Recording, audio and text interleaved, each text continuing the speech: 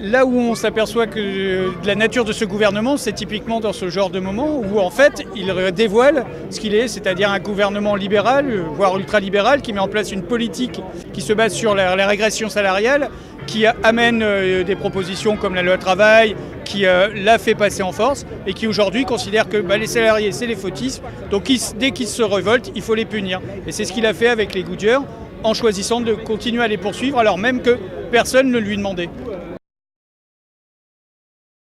Alors, la mobilisation peut faire flancher, parce que si Manuel Valls est choqué, il a quelque chose de très simple à faire, c'est de faire passer l'idée à son procureur de la République qu'il faut arrêter les poursuites. Donc ça peut tout à fait fonctionner. Et moi je pense que la mobilisation d'aujourd'hui va peser dans le débat, et que j'espère bien qu'on partira avec la relaxe des Goodyear ou avec l'abandon des poursuites. Il n'y a pas de contradiction, ce gouvernement il est toujours dans la même logique. On prend l'exemple typique de ce qui s'est passé autour du PPCR à des fonctionnaires. La majorité des syndicats de fonctionnaires ont refusé ce protocole, jugeant qu'il était ni à la hauteur des enjeux et surtout qu'il était destructeur d'une partie du statut de la fonction publique.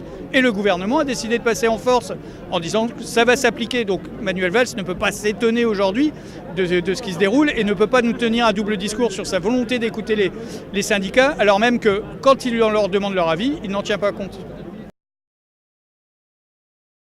Le rôle d'un syndicat, c'est de répandre les revendications des collègues, de travailler avec eux sur la construction de l'action.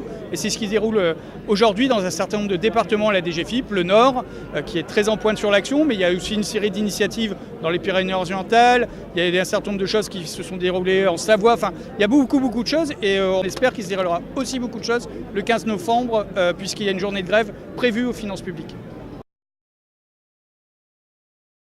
Pour les agents des finances publiques, effectivement, c'est encore 1800 suppressions d'emplois.